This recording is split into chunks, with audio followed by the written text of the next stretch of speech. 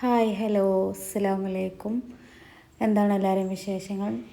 സുഖമെന്ന് കരുതുന്നു. ഞാനിവിടെ സുഖമായിട്ടിരിക്കുന്നു. അപ്പോൾ മോർണിംഗ് തന്നെ എൻ്റെ ബ്രേക്ക്ഫാസ്റ്റും കാര്യങ്ങളൊക്കെ ആക്കുകയാണ്. പെറ്റ്സിനെ തുറന്നു വിട്ടു. ആ വീഡിയോ ഇതിൽ എടുത്തിട്ടില്ല. പെറ്റ്സിനൊക്കെ തുറന്നു വിട്ടു, അവർക്കൊക്കെ ഫുഡ് കൊടുത്തു. ഇപ്പോൾ തന്നെ ഞാൻ ബ്രേക്ക്ഫാസ്റ്റും കാര്യങ്ങളൊക്കെ ഉണ്ടാക്കാൻ നോക്കും. അപ്പോൾ പത്തിരിയാണ് ഉണ്ടാക്കുന്നത്. അപ്പോൾ പത്തിരിക്ക് മീൻകറി ഉണ്ട്, കടലക്കറി ഉണ്ട്. അപ്പോൾ അങ്ങനെ 2 കറികളുള്ളത് കൊണ്ട് അതിന് ചോദിച്ചൊരു കടി ഉണ്ടാക്കണ്ടേ. അപ്പോൾ എനിക്ക് ഏറ്റവും എല്ലാവർക്കും ഇഷ്ടവും കുറച്ചും കൂടി ഈസി ഉള്ളത് പത്തിരിയാണ്. അപ്പോൾ പത്തിരി ഉണ്ടാക്കുക കേട്ടോ. ഞാൻ ഇതേപോലെ 4 ഗ്ലാസ് വെള്ളത്തിന് 2 ഗ്ലാസ് പൊടിയൊക്കെ ഇട്ടിട്ടാണ് ഞാൻ പത്തിരി ഉണ്ടാക്കുന്നത്. ചേച്ചിയമ്മ വന്നിട്ടുണ്ട്. രാവിലെ തന്നെ മുറ്റടിക്കലും ആ ഭാഗമൊക്കെ അടിച്ചു വാരിയിടലും എല്ലാ കാര്യങ്ങളും വന്ന് പാടാൻ ആൾ ചെയ്യും. പിന്നെ അതിന് ശേഷമാണ് ചോറ് വെക്കലും കാര്യങ്ങളൊക്കെ നോക്കുക.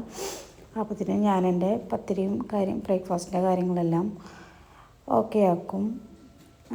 ബ്രേക്ക്ഫാസ്റ്റിനും കാര്യങ്ങൾക്കൊക്കെ ആൾ ഉണ്ടാക്കുന്നതിലൊന്നും ഹെൽപ്പ് ചെയ്യാറില്ല. എനിക്ക് കൂടുതലായിട്ട് പുറത്തെ പണികളില്ലേ, അടിച്ചു വാരി തരിക, മുറ്റടിക്കുക, പാത്രം കഴുകി തരിക. അപ്പോൾ കുക്കിങ്ങിൽ ആളങ്ങനെ ഹെൽപ്പ് ചെയ്യാറില്ല.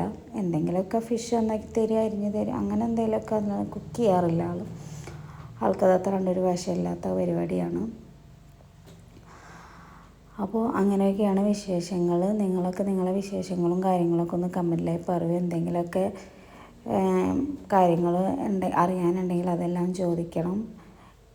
നിങ്ങളെ കമൻറ്റുകളൊന്നും കാണാത്തത് കൊണ്ട് അതുകൊണ്ടാണ് ഞാൻ എല്ലാ വീഡിയോയിലും കമൻറ്റ് ഇല്ല എന്ന് പറയുന്നത്. അപ്പോൾ വീഡിയോ കണ്ടിട്ട് ഇഷ്ടപ്പെട്ടാൽ കമൻറ്റ് ചെയ്യാനും ഷെയർ ചെയ്യാനും സബ്സ്ക്രൈബ് ചെയ്യാനും മറക്കരുത്.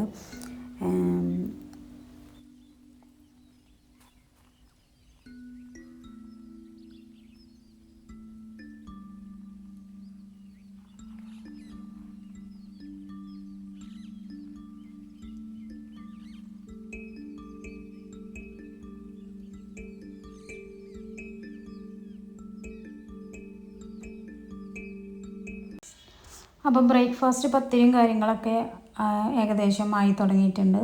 അതെല്ലാം കഴിഞ്ഞ് ബ്രേക്ക്ഫാസ്റ്റും കഴിച്ച് വീട് ക്ലീൻ ചെയ്യലും കാര്യങ്ങളും കഴിഞ്ഞ് അതേപോലെ പെറ്റ്സിൻ്റെ കാര്യങ്ങളും നോക്കി ഫുഡൊക്കെ ഇട്ട് കൊടുത്തിട്ട് ഒരു 12:30-1 മണിയൊക്കെ ആകുമ്പോഴേക്കും എനിക്കൊരു കല്യാണമുണ്ട്.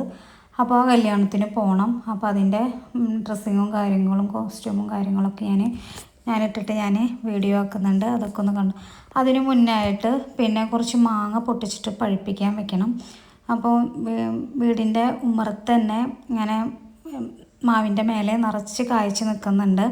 അപ്പോൾ അതൊക്കെ ഏകദേശം മൂത്തിരിക്കുന്നത്. ഇത് മാങ്ങേൻ്റെ വെയിറ്റ് കൂടിയിട്ട് മാവ് ഇങ്ങനെ നിലത്ത് മുട്ടാനായിട്ടാട്ടോ നിൽക്കുന്നത്. അപ്പോൾ അതിൽ നിന്ന് കുറച്ച് മാങ്ങയൊക്കെ ഇതേപോലെ മൂത്തത് നോക്കിയിട്ട് പൊട്ടിച്ചിട്ട് ഇങ്ങനെ നീലൻ മാങ്ങയാണ് ഇത്.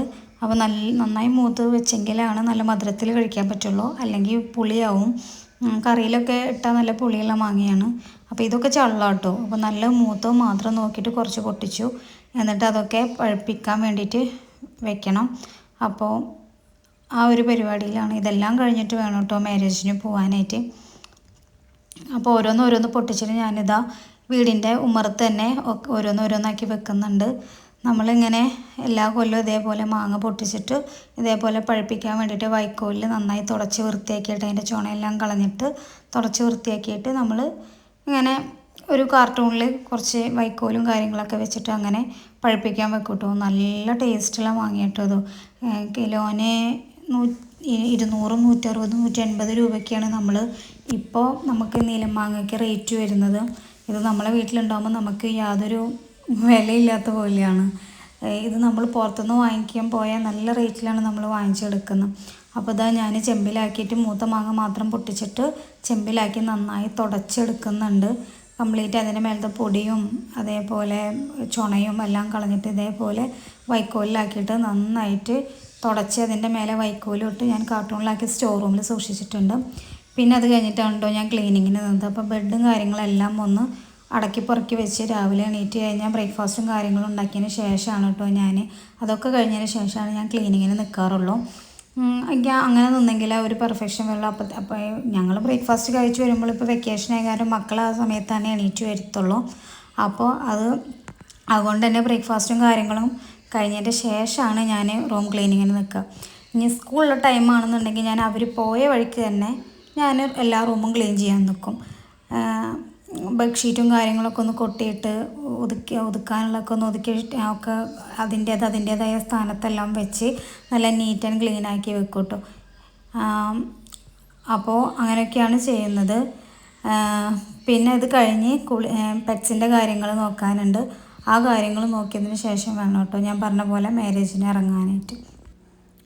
അപ്പോൾ മക്കളുടെ റൂമാണിത്. ഇവിടെ ഡബിൾ കട്ടിലും അതേപോലെ ഒരു സിംഗിൾ കട്ടിലുമാണുള്ളത്. 3 പേര് ഇവിടെയാണ് കിടക്കാറ്. അപ്പോൾ അവരുടെ റൂമിൽ ഇവർ എണീറ്റ് വരുമ്പോൾ തന്നെ അമ്പലമ്പാവും. ആകെ ഒതുക്കി പറക്കി വെക്കണം. ഇത് ഉമ്മാൻ്റെ റൂമാണ്. ഉമ്മ ഇവിടെ ഇല്ല. അപ്പോൾ ഇല്ലയെന്നുണ്ടെങ്കിലും റൂമൊക്കെ ഒന്ന് അടിച്ചു വാരി ഒതുക്കി ക്ലീൻ ചെയ്ത് ഇടണം. എല്ലാ കാര്യങ്ങളും എല്ലാ റൂമും ഞാൻ നീറ്റ് ആൻഡ് ക്ലീൻ ആക്കിയിട്ട് തന്നെ വെക്കാറ് എന്നും. പൊടിയും എല്ലാം ബെഡിൽ നിന്നെല്ലാം തട്ടിയെടുത്തൊക്കെ കുടഞ്ഞ് വൃത്തിയാക്കിയിട്ട് അങ്ങനെ വെക്കും.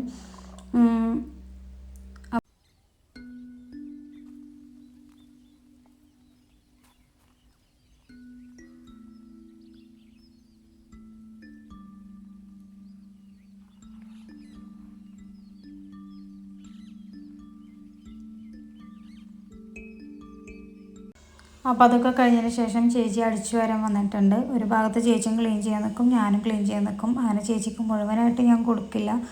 ഒരു ഭാഗം ഞാനും ഒരു ഭാഗം ചേച്ചിയും ക്ലീൻ ചെയ്ത് എടുക്കുന്നുണ്ട്.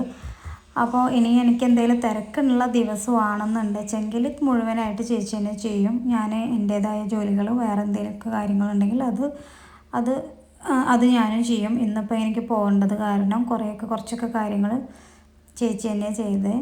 അപ്പോൾ എൻ്റെ പെറ്റ്സിൻ്റെ കാര്യങ്ങൾ ഇനി നോക്കാനുള്ള ടൈമായി. അവരെ കാര്യങ്ങൾ നോക്കി എല്ലാം ഒതുക്കി വെച്ചതിന് ശേഷം വേണം മാരേജിന് ഇറങ്ങാൻ.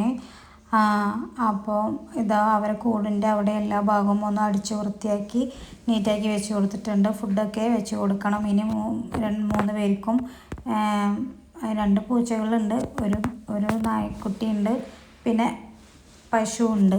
അപ്പോൾ അതെല്ലാം വെച്ച് കൊടുക്കണം. ആദ്യം ഞാൻ ഡോഗിനുള്ള ഫുഡാണ് വെച്ച് കൊടുക്കുക.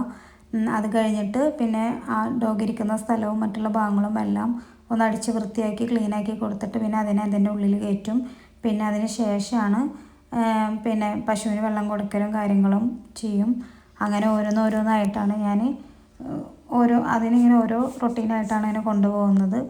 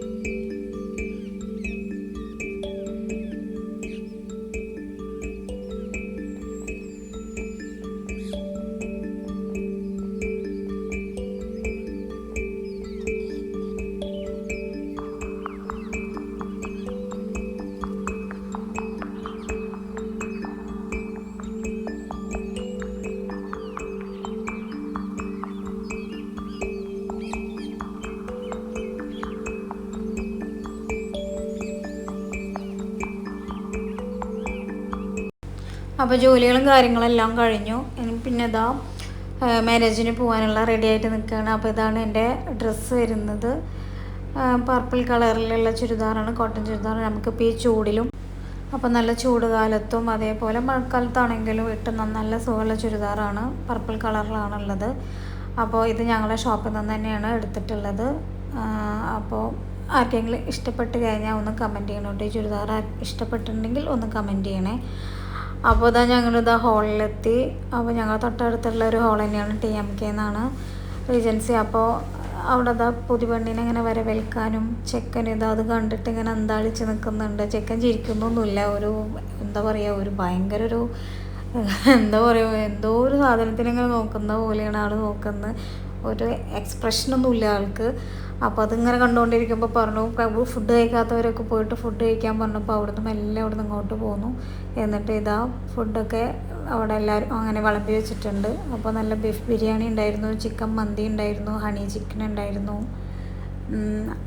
പിന്നെ നല്ല എന്താ പറയുക ഇതില്ലേ പപ്പായ, പച്ച പപ്പായ അച്ചാറുണ്ടായിരുന്നു. നല്ല സ്വീറ്റ് ആയിട്ടുള്ള അച്ചാറായിരുന്നു. പിന്നെ തൈര്, സലാഡ്സ് അങ്ങനെയൊക്കെ ഉണ്ടായിരുന്നു കേട്ടോ. അതൊക്കെ കഴിഞ്ഞ് അവിടെ ഐസ്ക്രീം കൊടുക്കുന്നുണ്ട്. അപ്പോൾ അതിൽ നിന്ന് ഒരെണ്ണം വാങ്ങിച്ചു. ഞാൻ 2 അല്ലാട്ടോ വാങ്ങിച്ചത്.